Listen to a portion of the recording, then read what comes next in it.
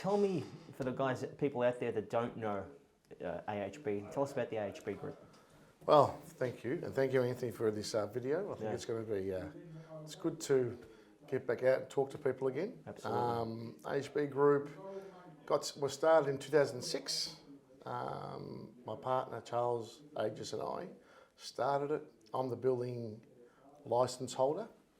The group has been going now obviously for 18 years. We started off with first year doing 100 homes, right through to an approximate about 2,500 homes a year now, through the various groups. At a high level, Sheridan, Royston, Soho Living, Mark Property Group, Evo and First Place Homes is part of our group. Yeah, and your residential market? Only resi, both medium density and singular homes, double and single. We don't do much unit work or apartments, so that's more commercial. All over Victoria, so as far as Geelong, Ballarat, Echuca, and as far east as Bairnsdale. So we've expanded pretty good. Mate, I don't even know where that is, Bairnsdale. Bairnsdale is, I've been there once. It was a cut lunch. There you go. Beautiful, mate. Beautiful. It was a nice drive. Yeah. About 3.5 hours away from the city. Phenomenal, mate. Yeah, phenomenal. It's very good. Very good. So the last few years has been quite tumultuous in the building industry. Okay. As it ever. And are we over the worst of it? Look, I'll hark back to 2 years ago, obviously with our COVID pandemic problem that we had. We were allowed to work. Yep. That was a bonus. Where a lot of companies, a lot of places had to shut, travel, hospitality, as we all know. They were good, actually quite good times to build because everyone was bound together, understood what needed to be done. As we come out of the lockdown and supply chain start to hit in a big way, i.e. timber, labour, overseas supply became very tough. That led on to our stagnated, hard build times that were nothing like pre-pandemic and even during the first year of the pandemic. We've had a consistent supply chain availability now. So our group, I think the industry itself is not through it. It does lend itself to relationship. Who we hold very strong with our supply chain. And I think you guys do that very well. I mean, I've spoken to you about this, and I don't think, and this is a compliment to you, mate, seriously, your ability to build good communication lines and good relationships, I think is, put you guys above the rest of the other builders out there. Example, my timber supplier who does our frame and truss, known him for 25 years. Wow. My window supplier, I've known him for 26 years. Our bricks, plaster, our cabinet makers, joiners, I've known for 16 years. So, and I catch up with them personally still. They're partners of ours. They're very important to us. And we're as much as we're important to them. And that's what I think is making our business, our group, stronger in the marketplace, because there are other builders out there that can't even get a sticker timber today. They can't get slabs down. They can't get kitchens put in. So that's why I'm not saying that we're out of the woods yet completely. Because of our quite a large span of what we're doing, our work, we're working very hard to make, if I build a home in Geelong, it'd be the same home I'm building at the same time in Bairnsdale, in Echuca. So we are trying really, really hard to get supply partners in our different areas that we've grown into, to make sure our consistency and our quality of work and our time frame are the same as what we build in Tarneit. That's amazing. You told me a story once, and I'll never forget this. Like, here you are, CEO of a huge company, but you still take a phone call from a client, and I think you were even telling me you went out to their house to fix some drawers in their kitchen. And I'm surprised I can fix the drawers. I think it's what makes a business. What makes a business a business? Yeah, sure, you can have 100 200, 300 staff. You can sit on top of your ivory tower and not really care about anything else. Yeah. Even as far as yesterday, I was handling a fencing query from one of our clients because we needed to get something fixed and finished. Yeah. What makes a difference, I think, is both my business partner and I are very, very hands-on to the business. Yeah. We feel the pain, we feel the good. We don't lose sight of what we've got. Yeah. Doesn't matter how big we are as a business. Yeah. Every client's important. Yeah. Don't always get it right, but we try. Who does? Well, I think it's part of business, isn't it? Yeah. But you were telling me one thing too that stuck with me, that you have a lot of builders coming to you, a lot of other builders that come to you personally for help because of the relationships you've got. Well, I think advice, I've been in the industry now for, I don't want to say actually. It makes me look a bit young, that's all. But I'm now pushing 30 years now in the industry itself. Yeah. And a lot of the builders where they've hit that rocky part don't understand how to get through this harder pandemic headache that we have. And they've come to us, looking for advice, maybe some help, maybe some assistance in, can you get me some timber? Yeah. So when I meet with my builder friends, it's not to know what they're doing, how they're doing it, competition. It's really to understand how can we deliver what we deliver as an industry. Yeah, yeah. We're all in competition, but we're also here to help each other. Correct. Right. We're all really respectful. So I've got guys that come to me, can you help me with some timber? I'm having a problem with roof tiles, can you help me with this part? I might go to someone else and say, how do you handle this problem? Because I've come across this, and they tell me their way of doing it. So it is quite collaborative what we do. Yeah. But because of what we've been able to establish in relationships, it really helps them come. We can help them, and help my suppliers get more work by using some of the other builders as well. Yeah. So I'm part of the MBAV. Yeah. HIA we're getting closer with, and that connection with other builders is happening more and more. Beautiful, beautiful. So how's AHB navigated through the last 18 months, when other builders, they've actually fallen by the wayside? You watch the media. Sadly, a lot of builders are going under. Yep. What's AHB done differently? Because I look at you guys, and you guys are thriving, you're expanding, you're growing. Yep. So I'll hark back to, again, 2 years ago. It was a great time. People were buying homes, and we're going through that pandemic time. Supply chain showed us. If it didn't show you that, you weren't really in your business in the first place. It showed you the vulnerability parts of what we had. So what we identified, we had to then narrow down and say, okay, we're vulnerable in labour in this part of our sector, whether it's a regional sector, whether it's a west sector, whether it's a particular supply chain itself, whether it's roof tile or window.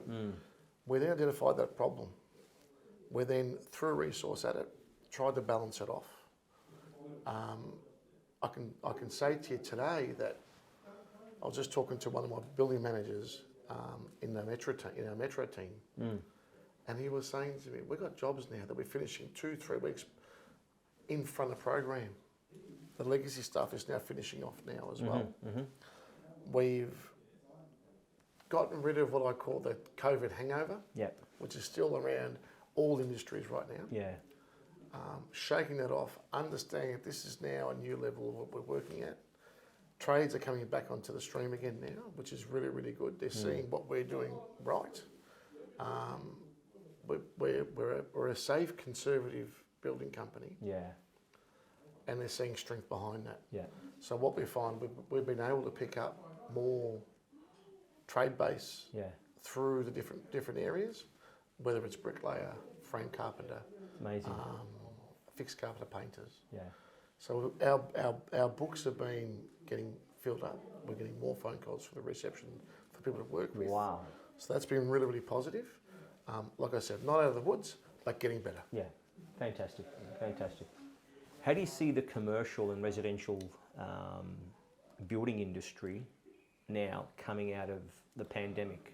Like, what are you guys going to be doing differently that you can no longer go back to? Yep. What I think the biggest thing we learnt now, from a resi point of view is, and I'm talking about purely build, is scheduling. Where the skill was before, that the trade would follow through, get their job right, and move on to the next job where the next person would come behind them. What we found, that scheduling, that disruption that we had has really, really changed our landscape and how we build now.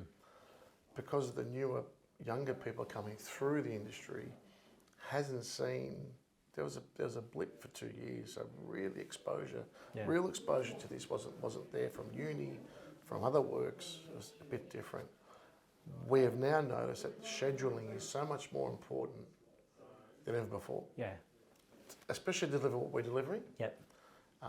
We're doing it differently now. Where before a site manager will be a scheduler, we are now bringing scheduling in office and having them making sure the quality is right and people turning up. So that's changed a lot in our landscape. Working closer with our supply chain to forecast jobs rather than work week by week or month. We're now forecasting 2 to 3 months ahead. So they can understand their labour requirements to service what we need to deliver. That's been a big learning curve for us. Commercial, in its own right, has seen a change in also supply chain. They've had to now look at different systems to build. You see a lot of commercial now, especially apartments. They're all window, they're all glass. So all the fabric outside is all glass because it's a quicker system. It works. It gets delivered fairly fast. I was in a building in just near the markets there, big market, and I was talking to the builder, and they were telling me they brought in the bathroom, the entire bathroom out of a box in a pot with a crane, and just dropped the bathroom in every floor of all the apartments. So now they're weighing up speed and simplicity. Pricing has all moved up, as we've all seen. And unfortunately, as an average, and you're seeing it through inflation and everything else, we're all paying more. What needs to happen now is speed and efficiency. And that's what we're looking at. I think more builders are looking at that more. There is the bespoke stuff, and I think there's a space for bespoke. You pay more; it's a luxury. But in terms of what we class as our project works, we're looking at more efficiencies. So tell me, if the government comes out again and starts to introduce these incentives to stimulate the market, they had the builders grant, because that was great. Well, that was great. It was a great initiative at the time because we thought the whole thing was going to stop. But how can you move? If you get that influx of work that comes in due to those incentives, how quickly can you move and adapt to that? I think now, especially coming to this period, and what we've learnt, to move in a certain area is smarter and be really strategic. So if this comes on again, and they say, which we've got really good resource in West Pocket of Melbourne, Ballarat and Geelong, you say, okay, we'll concentrate on that. Don't accept it in places that you know it's going to be hard to deliver. And I think strategically is where the business go. When before, during pandemic, it was, let's grab what you can. Grab what you can, because we're not sure what's going to happen. We're going to end, we're going to be, these zombies coming and attack us. Right? But I think now we have become more learned in understanding what we're grabbing and where. There's a lot of builders, a lot of developers, and they're understanding, instead of just doing everything everywhere, it's more strategic. And I think that's the smarter way of doing it. That's that for sure. But government needs to also understand, if you're going to do that, you've got to open up borders. You've got to make sure we can get migration. We've got to get people jobs here. At 3.5%, I think is a great feat for the economy. I just don't think it's great for productivity. So I think there's a couple of changes that has to be made. From our point of view, from our staffing levels, they're pretty good. Our trade base could be a little bit stronger. We do find we get new migrants into trade base because a bricklayer here and a bricklayer over from overseas is still laying bricks. Still laying bricks. So we're finding that we're having a good influx when it's open. Yeah. Into trade, but we do need to open that part up. Yeah. Yeah. That's for sure. Excellent. So markets like this, you know, you see a lot of people contracting in an economy such as this. It's just natural for people to contract, but you and I both know that it's markets like this that present the greatest opportunities for businesses. Yep. So what's AHB doing to take advantage of that? So there's in a couple of fronts. So when a market slows down, the opportunities, especially through investment. Yeah. We like to think we're experts in investment style homes. We have better connections with our land developers. Yeah. So when it comes to a slower market, they come to us. We go to them. We say we present a solution for them to move their land. Yeah. A client benefits from buying a bit better in terms of land price. Land price, yeah. We're able to then offer a bit more within some of our designs. Yeah. Take advantage of a loan investment from the bank loves doing. Yeah.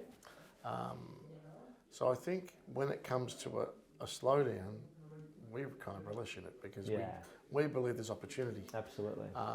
Where a client will come in, buy at a better rate. We think the house prices have now settled. Yeah. In terms of builds. I think it's still a little bit up, a little bit bumpy, but nothing crazy than we've seen in the last 2 years. Yeah. I don't think I'll ever say you'll never see it again.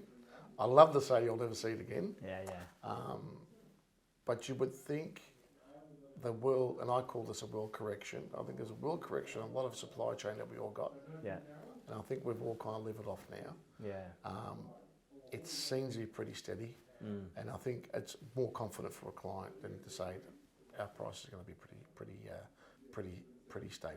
Yeah, and that's the thing. I mean, that's what we really want to get out to the clients because, you know, they need the confidence because they're not getting it really from anywhere else right now. It's almost non-existent. Agreed. So, you know, they are scared with regards to, hey, I'm signing a contract. Is the price going to move after I've signed the contract? Because you and I have been doing business for God knows how long, and you know we know, like you've always held your word. A fixed price contract is a fixed price contract. I don't even think we've moved it $1. No. So, and that's something that is scaring a lot of people right now. So that's good to hear that. Yeah, and I think no one likes to come back and want to have to pay more. Yeah. For anything you buy. Yeah. You know, but I think now with the stability of work, I think the shakiness of the industry itself has made people re-aware of where we're at in anything we do. Yeah. But it's a big industry, Paz. Like, what construction's behind retail and health, the third biggest industry in Australia. It is. It's for me personally, it's probably the second or first. Right. And what I love about this country is you're able to start a business and go for it in terms of a building company. Yeah. What makes it hard sometimes is some of the people that do it don't always know how to run a business, which makes it hard. In this industry here, it's a great industry. There's lots of people. You meet lots of people. Oh, yeah. You meet lots of clients. You do some great stuff. We build homes for people to live in. We build homes for investment to people to live in. Yeah. It's a good feeling. Yeah. I think what we took for granted was, I kind of think that we had our own COVID problem where supply chain come and got us. We were able to go through it. We worked through. This is really good. While there were people that were not going so well, and I think it caught us at the end. The jumps of dollars that did come were really large, really large. And there's a lot of my colleagues out there that I was either, kind of broken even or even lost. Yeah. Some lost more, as you can see through the media. A lot of people have gone under. It was hard, but I can safely assure you we survived through this, and Yeah. we're seeing the other end of it now. Beautiful. Yeah. Beautiful. You know, people are fearful right now. Yep. Right? So what are the early signs that a builder is in trouble? What do purchasers need to look out for? That's a good question. Right? Because you know, they're out there looking, they're talking to builders, people want to build their homes, but they need to have their eyes open. So Yes. what do they need to look for? I think anything you buy, builders aside, but anything you buy, I look at. You always want to see someone pushing to sell something for you to buy. That's normal. Regardless if you're buying a house, buying a car, you know, a bed, whatever it is. If the desperateness becomes really desperate, and I think the second part to that is, if they ask you for money, and more money than advance than you need to, that's alarm bells for me. Yeah.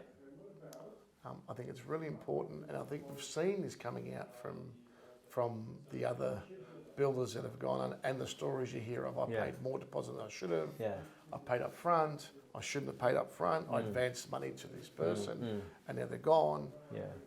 That for me is an underlying red flag. What are you doing? Right. I can safely assure you we won't do this here. Yeah. But I think buyer beware when it's coming to that. If they're trying to work out ways to, just say you're in the build and they're making up ways to hit you for more money. Variations and stuff. Variation, and it's a big amount and they want it up front. I think that's another telltale sign of what's happening. Yeah. And I think most people, I won't just call it builders, but most people that are in financial difficulties usually is because they're looking for money advance. Yeah. And once you start seeing that, I think that's where the alarm bells have to happen. Yeah. My advice would be is don't pay it. Yeah. Just stick within the contract in terms of what you got to pay. If it's fair and reasonable and it looks right, you have ways to double check this. The HIA and the MB are very good vehicles, very good organisations to give you right advice. Yeah. True. So there's fallback. You don't have to talk to an engineer or a lawyer and all that kind of stuff. You've got free advice there that can help you there. And I think that's where we sit with that. Yeah. So I think that's what you look for. Red flags are if you're paying too much or you're paying in front, way advance of what it should be. We have statutory and reasonable progress payments in everything we do. Yeah. We make it work from here. Yeah. It works for our cash flows. Yeah. And it should work for anybody else. Yeah. Yeah. Good. All right.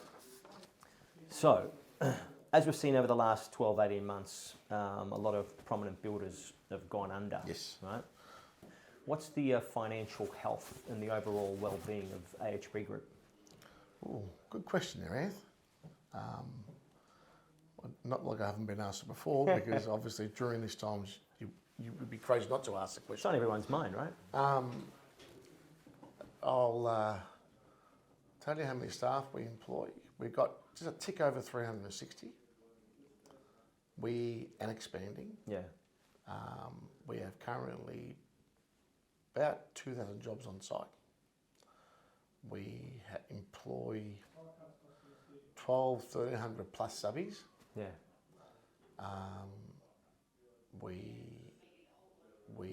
Now that's in addition to your that's in addition to your 300, right? Yep. We have never ever missed a payment cycle in our lives. By that you mean payment cycle to all our suppliers, all our trades, all our employees. Amazing. My business partner and I hold ourselves in a higher regard with that. We believe you do a job, you get paid. Yeah. It's very, very simple. I like to sleep at night. Yep. Our businesses, we are, like I said a bit earlier, a conservative business. We're hands-on. We know exactly where things are going and where they're going. Yeah. We proudly say that we've survived probably the hardest time I've ever been in business. Absolutely. Which is 18 years, what we're doing. And we've seen other things during this time, whether it's been a brick shortage of bricklayers. We've seen roof tile shortage and we can't get roof cover going. We've seen stagnant build. We've seen the Royal Commission. We've seen all sorts of stuff that get thrown at us. Yeah. We grew during these periods, this last period, and from strength to strength. Our partners are happy with what we're doing. Yeah. They're happy to back what we do. Yeah. You know, we're getting calls from other people that want to work for us now. Yeah. So great signs. So all those positives are there. The HB group itself, which supports the other groups below, is in a strong position. We've made some smarter financial investments to shore up the rainy day. Yeah. I can say to you that we haven't had to do a rainy day. Yeah. But it hasn't been the best, but we survived. Yeah. So from our point of view, what we've done in the last 2 years is put in good stead going forward to be quite strong. Yeah. I think people forget this. I mean, yes, you've got to be a good builder. Yes, you've got to be a good builder. You've got to build a good quality product. You've got to build it in a reasonable time frame and provide good value. But, you know, the layer above that is that you need to be a good business person. Yep, agreed. A great builder isn't going to save you. Yeah. Our minimum is to make sure we do a good quality within Australian standards, within clients' expectation. Yeah. That's a minimum. Yeah. Right. Yeah. That's our promise when you bring a contract. You pay us for that money. Yeah. That's a minimum. Yeah. The promise on top of is that I need to be sustainable. Yeah. To make sure that I can deliver what I have to deliver.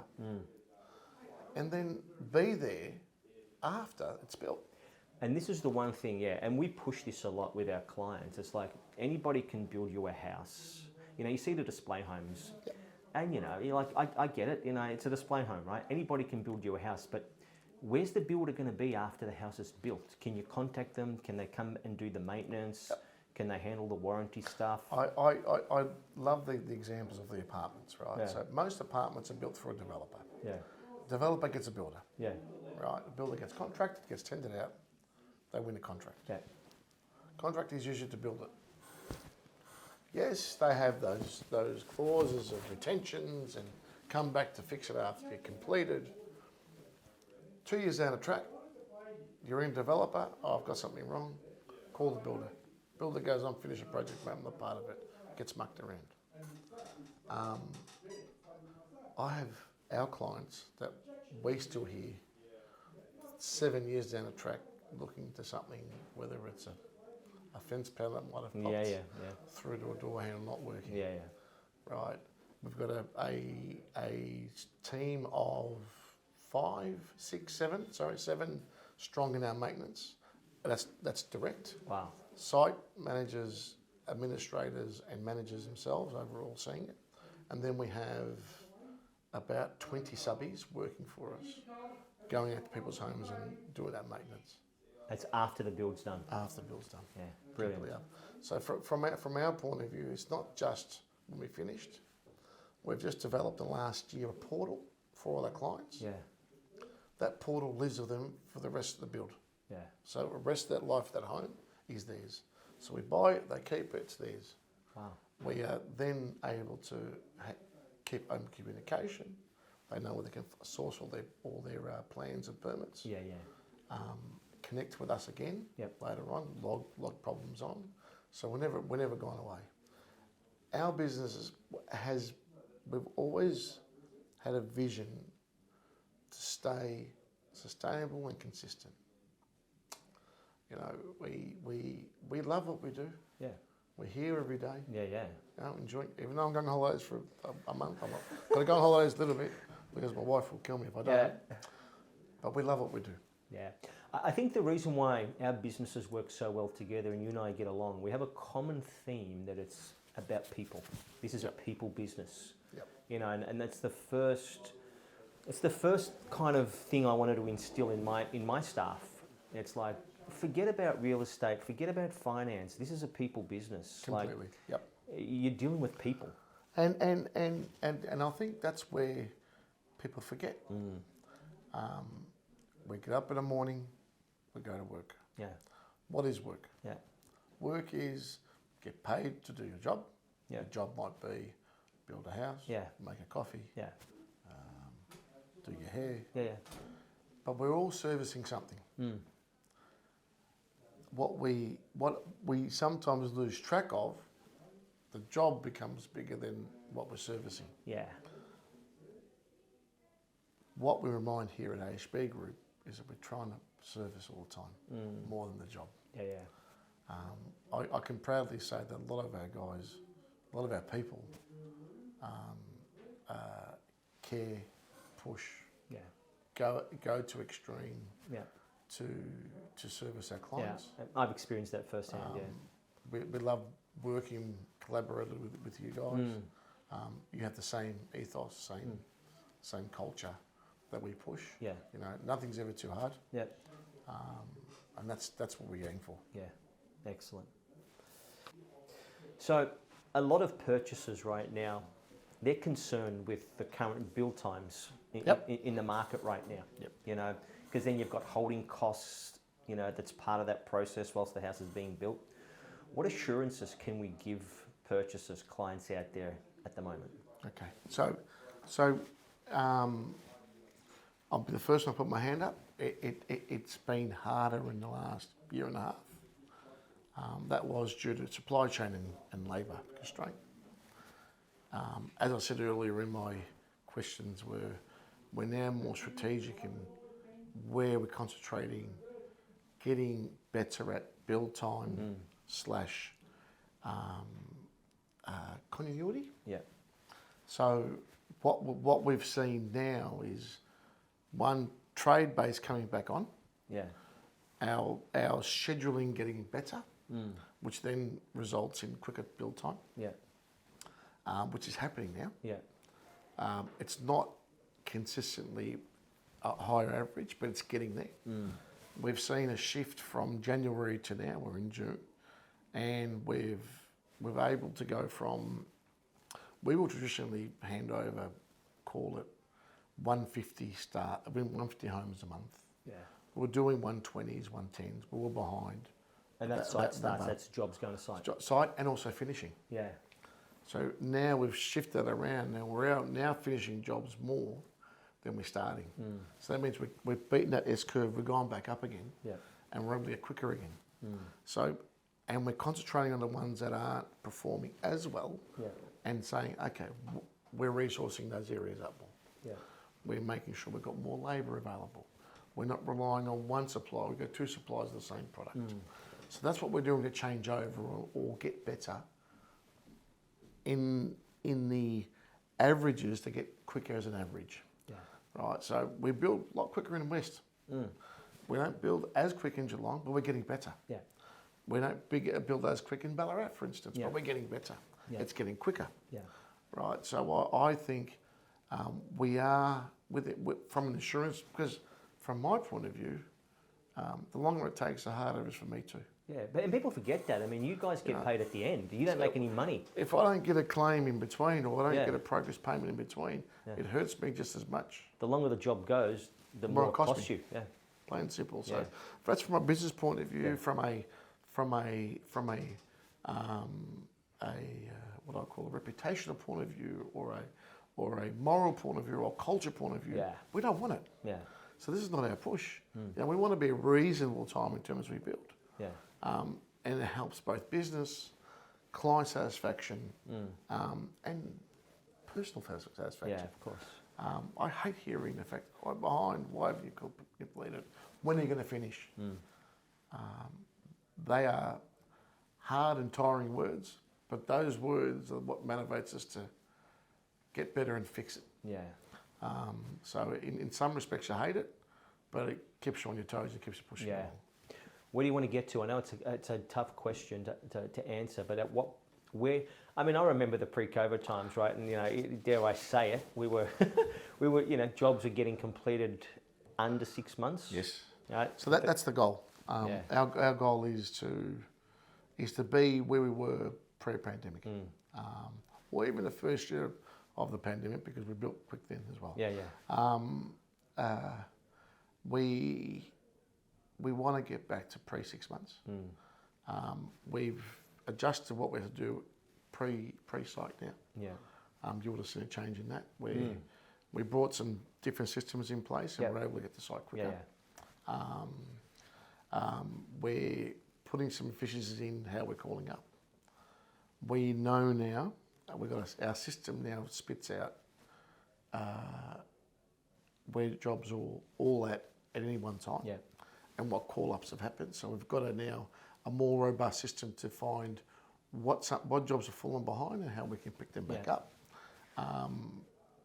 The team that has been with us for my building managers, for instance, I've got 4 of them in our metro area alone. They've been with us for now 6 years. They've now grown to understand how to manage and critically be able to go onto jobs where if they're falling behind, to push them back in. Yeah. So I think by the end of this year, you'll see a different HB group in terms of our builds because we are pushing very hard. We're not taking excuses anymore of what it is. We're just working towards having a better experience for our clients. Yeah. Excellent. Do you think the government should be doing more to, help the industry, given that, we're seeing the amount of builds going through are dropping? Yeah, that's a good point. I think, Anthony, there's 2 ways of looking at how we should help. As building approvals drop, as interest rates keep to rise, confidence coming out of the market, what does the government do then as a help for the people to keep we slow, economy slows. Yeah. I think incentives are a dangerous trigger because every time we've seen something like this happen, it spikes, prices go crazy, market goes really, really hot. I think you'd hope that the government have learned from the last one that it doesn't always work. Yeah. I think government can assist where we need more labour and more skill. Yeah. To assist in, if you want to trigger off an economy push, you've got to be able to deliver it. Our current productivity as a whole is way off. Yeah. So in turn, you've got to fix productivity first. Yeah, well, GDP. You've got to fix it. You've got to fix. I hear that people can't even get someone to work at a restaurant. True. To serve a drink. Right? Like we've got fundamental labour issues across the board. Yeah. Before you stimulate an economy, the economy is already kind of stimulated because you've got not enough people working. Yeah. So you've got kind of a 2-speed. You've got jobless rates really, really low. The ones that aren't working are not going to work. And the ones that are working really hard. So I think there's a balance off there. Yeah. I think the government can assist in, I think the government should assist in the affordability part for some people that can't buy homes. Yeah. Which they've got some schemes coming up. I think the parts of the NDIS and disability programs are really, really good. Yeah. That's great assistance. I hope don't stop that. Yeah. It's always the first one to get cut when they're doing budget cuts, but you shouldn't. But government assistance needs to be both ways. Relax on some of the laws that you have to bring in either whether it's overseas or skill them up to be able to deliver some of this, and then have some smarter incentives to encourage build. I quite like an American style incentive where rather it being a flat out grant, they put it through your tax, so they give you a tax incentive instead. So the builder doesn't know it's a tax. It's a grant. The land developers don't know it's a grant, and it comes off the tax. So it's quite a good system. I think if you can do those type of smart ones, it'd be really good because it's not so much a grant, but it becomes a carrot to get it done. Yeah, it can sometimes be a double-edged sword. Completely. Yeah. But I think as the market is slowing, and it is, we're not seeing it yet in terms of the builds, but it is slowing. Yeah. With interest rates going where they are, hopefully they start to calm down with yeah. the rate hikes. But it's a good time for investors. Keep saying it. You know, there's housing shortage. People got to live somewhere. Yeah. And tenants are looking for properties. People forget those fundamentals. And what you just said then, people forget that. Like, as far as I've been in the industry, like, there's always been a housing shortage. Yep. People do need to live somewhere. You know, our population's increasing. Yep. Okay. Completely. Not just for the country, but, you know, I was just reading some articles before, the amount of people moving out of New South Wales into Victoria and Adelaide, funny enough, right? Yep. But our population here is increasing in Victoria. We're going to overtake New South Wales. That's a fact. Well, we are a metropolis. Yeah. That's how I see it. And we were talking about that before, about Victoria being the housing state of Australia, right? Yes. Well, great example, right? Yeah. So we average 45,000 permits a year. This is Victoria base. In comparison, Queensland's 16,000. Yeah. Sydney probably rivals what we do, but they're more skewed towards apartments. Yeah. And I think a vast majority is apartments. Adelaide's 10 at best, 12,000 in Western Australia. I find just through economic data, prices plummet in places like Queensland State and Western Australia. Yeah. And they also rise the same way. There's a bit of a cliff, then a spike. Yeah. So when we go through a price adjustment, it's always incremental, up or down. We're pretty consistent. We do have growth,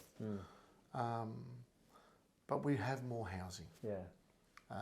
We have more greenfield. We open up in more areas. I class as a housing state. Yeah. It's one of the stronger ones around. Yeah. Going back to the livability part, we don't have enough stock. And no matter how we look at it, how we cut it, there's not enough stock. I think there's a strong push for people to rent. People don't want to always buy a home straight away. Yeah.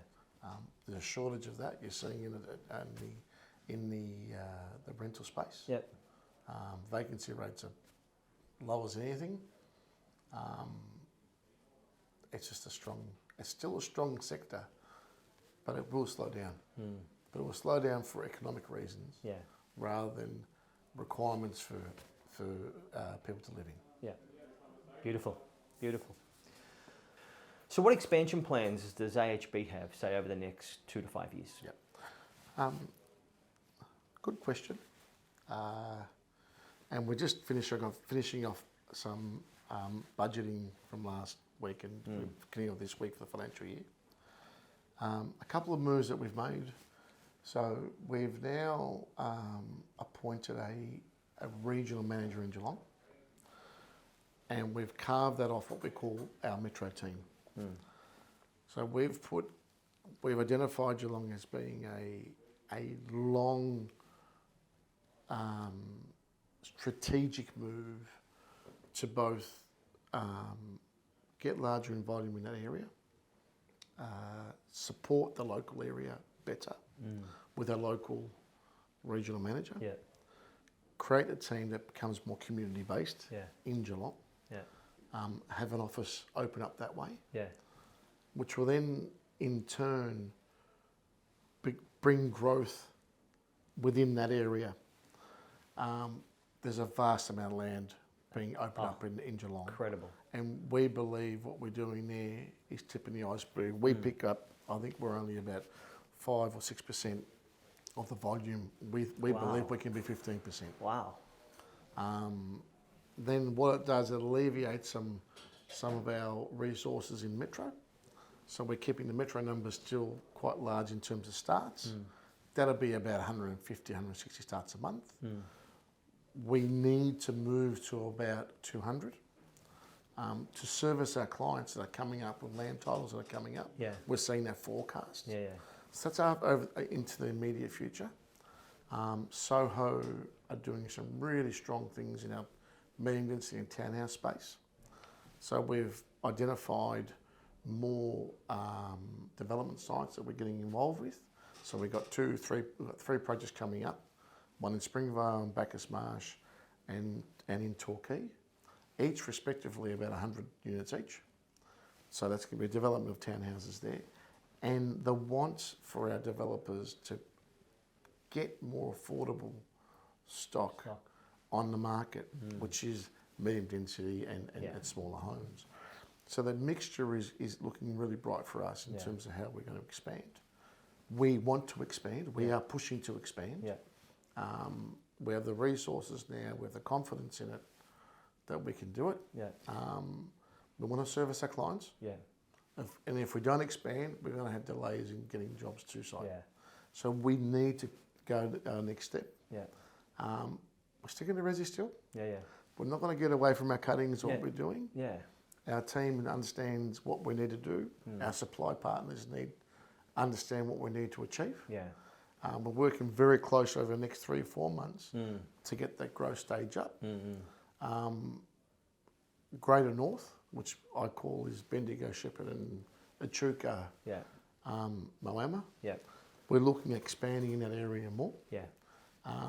We're doing builds in Echuca, only just happened just now. The Bairnsdale push, as well as Sale, Gippsland, Drouin, we're seeing those a really good expansion program for us, as well as the east. So there's a lot of activity. Our Mark business, all the economists are saying that the brownfield areas, which is established, is going to go through a revival. People are going to get rid of these old homes. They're going to redevelop. Knock down rebuilds. Rebuild. We're in that with our Mark business. We believe that's going to be a growth strategy. Yeah. Over the next 2 years. We're going to put some really solid display homes that we're building now, so we can be ready for that next phase. Yeah. We're still committing to display homes through Sheridan. You guys just won what, display home of the year? In Warragul, yeah. So one of them, So in our homestead style home. Phenomenal. So that was really good. Yeah. You know, we're buying land for displays. We're paying. Like I couldn't believe my eyes, but I just paid $485,000 for a block of land in Armstrong Creek for a display site. It's an investment. We bought 2. We've actually bought now, I think, 6 display blocks in the last 2 weeks to cement what we're trying to do future going. That in itself is an investment of about, I'll do the quick figures. You know, you're talking about $6-7 million bucks. That's our commitment, because we believe that, you know, there's not backwards in what we're thinking. We push hard and go forward. Yeah, you have to, mate. So that's what we're about. So our expansion program will probably see a incremental shift in terms of what we're doing, 10-12% for this year, financial year, and a further 15%, I think, next financial year. It's good growth. Still sticking to what we're doing. We want to simplify builds. We're going to make it easier.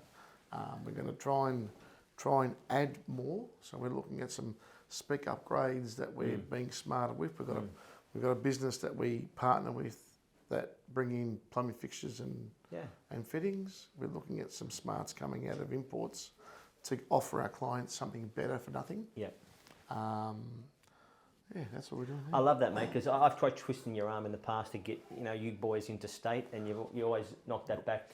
But it makes sense. Like, you know, just talking to Charles earlier on, you guys know your strengths, you know what you do well, and you just continue to do that well and better, as opposed to spreading yourself too thin. And because we're still hands-on in the business, you want to be able to try and be as much as all over as you can. Yeah. And if I had to travel between state to state, I don't think I'd be on top of it all. Nah. So that's where we find there's enough for here.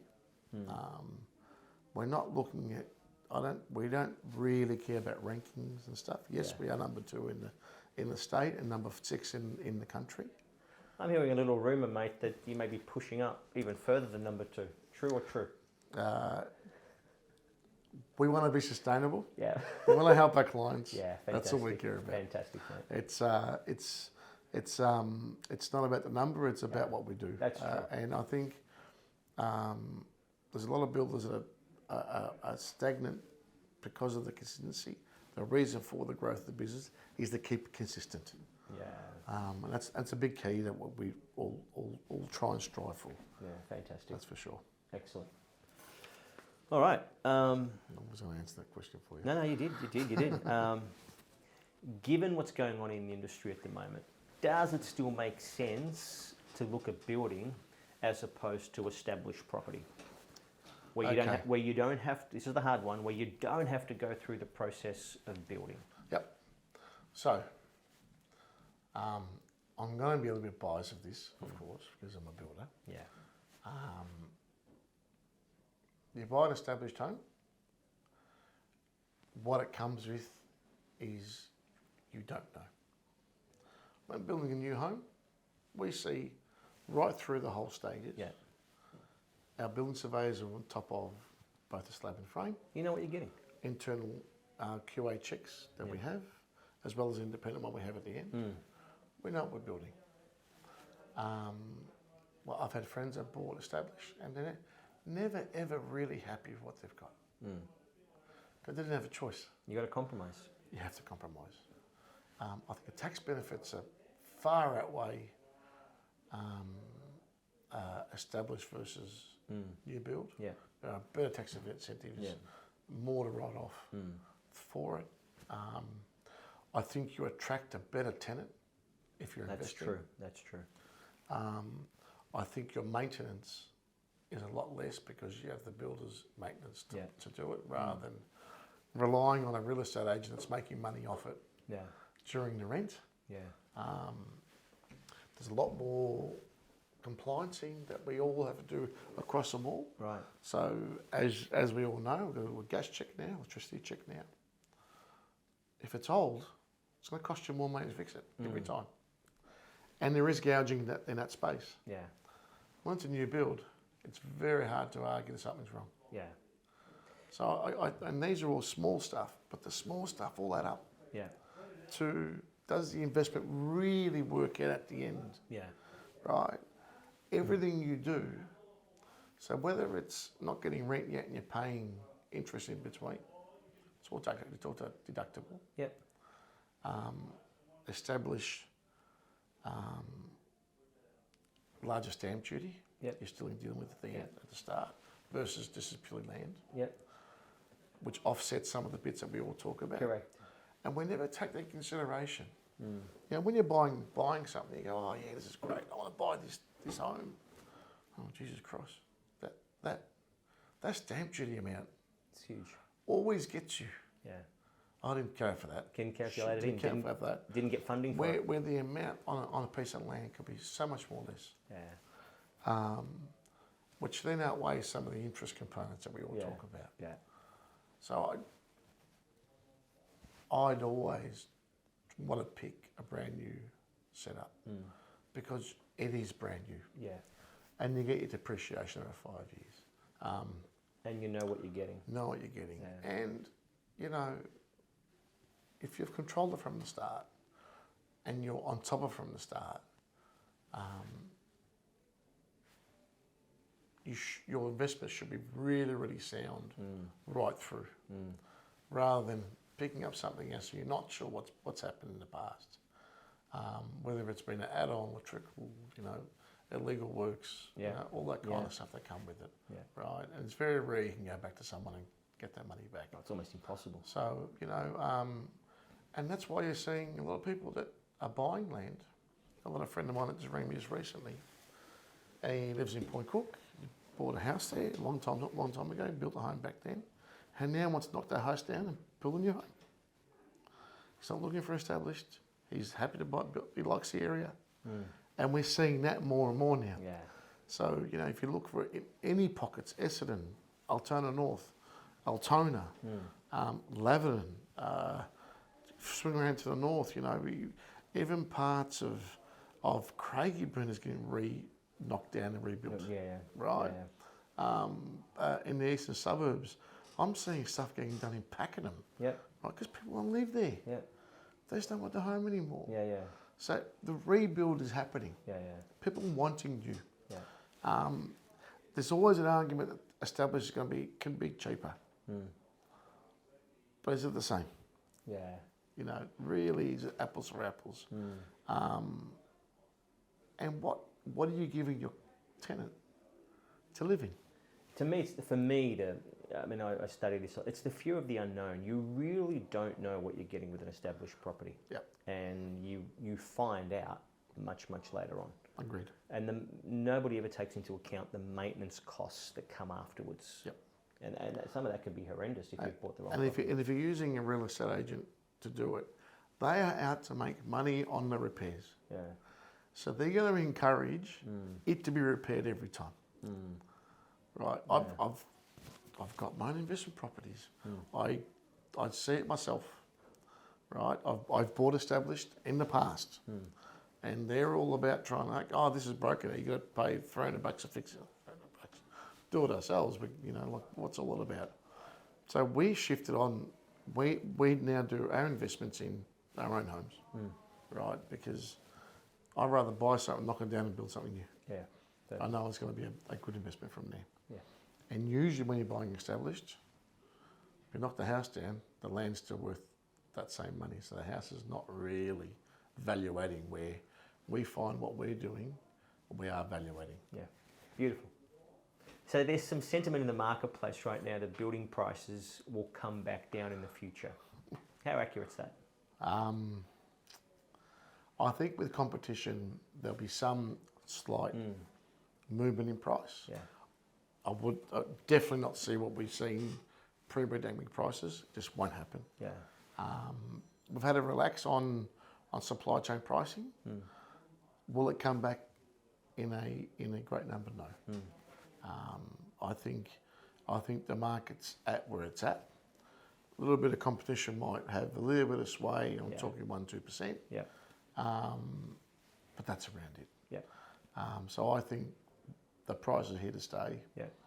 I think if you've been reading all the stats, even on established market, the prices have gone up in established area anyway. So it's just as hot as someone buying brand new. Yeah. I think no. I think we're going to stay pretty consistent. Yeah. Purchasers are traditionally in the past gone for the 4 bedrooms, 2 bathrooms, double garage on bigger blocks of land. Yep. And given what's going on right now with the economy and interest rates, do you see that that's still a product that's needed and wanted in the market, or are we moving to more smaller homes to accommodate, pricing and purchasing power? Great question there, Anth. I think there's a spot for all product. Before, like you said, the traditional 22 square, 4 bed, 2 living zones, double car garage was probably the predominant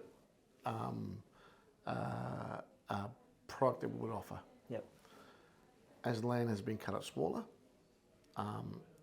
efficiency of the home itself, the size of families that are real versus not now these days.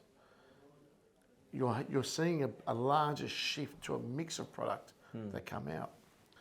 It doesn't mean there's something worse or better for it. Land prices have obviously gone up, so the package price becomes a bit more unaffordable in the larger blocks. We're seeing a lot more uptake on double-storey product. Yeah.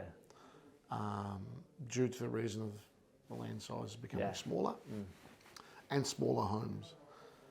Rentals are still pretty strong within those smaller home brackets. I think your return on investment still grows. If you look at a simple unit site that was frowned upon 10 years ago, and you look at the value of it today, they're valued just as strongly as your 4-bedroom, 2 living zone home.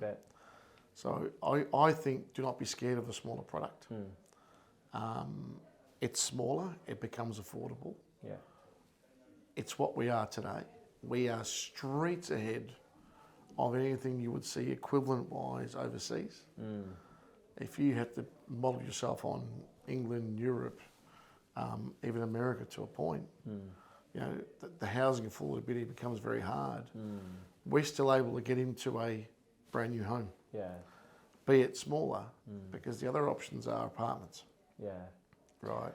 I think the demographics have something to do with this. If the family unit is contracting, so partners, husband and wives aren't having kids or having kids much later on in life. Yeah, there's no need for that. I think I don't know the stats of that, but people are having kids later on in life. They are opting for 1 or 2 rather than 2 to 3. Yeah. You know, they get ahead a little bit before they jump into the next larger home. When before, and it was only 10 years ago, people were buying big homes straight away. Yeah. And finding themselves, okay, let's do the step bits first. They rent first to try and save. So I think definitely demographics is definitely changed. Yeah. Also, what their thought process are of what it is. They still enjoy to go out. They still enjoy to go and enjoy themselves, whether it's out, going away, eating out, movies. That still happens. Yeah. So they're opting to family eyes a little bit later. Yeah. And the smaller homes, you still get everything we do in a larger home. A full-size kitchen, full-size 2 bathrooms. Yeah. You know, you're getting a decent laundry. You're getting a living zone, 3 beds. Yeah. Single car garage on most of the top, but with a car space to the front. Yeah. So it's all very functional. Yeah. So you're not losing. We're not cramming an apartment where it's bedrooms that are 2 by 2 and you can't even fit a bed in there. At least a decent, well thought of designed homes. Very in this important product. Excellent. All right, last question, mate. What confidence can you give a buyer in 2023 that's looking to purchase their own home and build? What confidence can we give them out there in the marketplace? Definitely that when coming into the market now, we've seen the worst of it. Everyone's understood where they've been and don't want to be there again.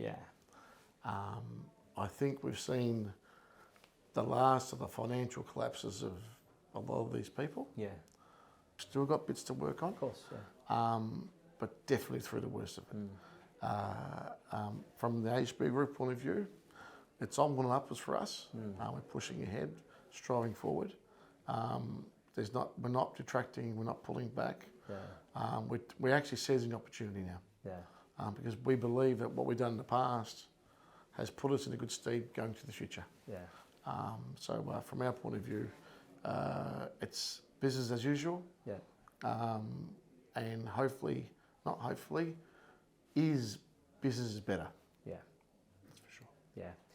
Thank you, mate. Like I love having a chat to you, mate. You know that I've built with you. My family's built with you. My kids have built with you. What I love about your brand, and you and Charles and the team here, you guys have built an incredible brand. And I know sometimes you're quite modest, and the acknowledgement, but it's got to be said. In an industry over the last few years, let's face it, that's been decimated. Right? It's front page news every day. Here you guys are. I come into your office. You're stronger than ever. I look at the car park. It's jam packed full. You're running out of space. Right. We are. You're expanding into different areas and different sectors. And amidst all that, you've still got time to take a phone call from a client. Right. To a client. Right. And talk to them about a maintenance issue in their home. I know that I've always got access to you on the phone. I'm sorry for those. Even at night time. Those Sunday phone calls. But it says a lot about the fact that you are a people's person. You haven't lost, your head's not in the clouds. You haven't lost sight of the guy out there that's just bought his first home, right? And is trying to make it in the world. And you've been such a great supporter to the community. I know a lot of the stuff AHB does for the wider community that doesn't get spoken about. And I love working with you, mate, because you've got, you know, you're goal oriented, you've got huge plans, but you stay connected. Yep. To the first person to the person that comes in and wants to build their first home. Thank you very much. I really appreciate that. That's kind words. We love working with the team at Wealth for Life. Yeah. You guys are practically our partners. Yeah. You're like family. Yeah. Always have been like that.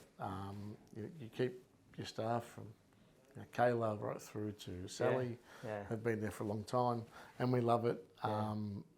We love what we do together. Yeah. I think it's a great collaboration. Thank you for your kind words. We just love doing business, and you know, each person has their own way. What they see is what's important to them. We think what's important we do here is what is important to us, and we enjoy it still. I do answer a lot of phone calls. I don't know if I can answer 22,500 phone calls from everybody all the time. But we've got great staff, great people here that jump all over it, and you know, if it escalates to me, sometimes it's not the best thing to do, but we're here anyway. So thank you again. I really appreciate this this little talk. It was great. Just kind of gets an insight for both of us. To everybody at what we're all doing.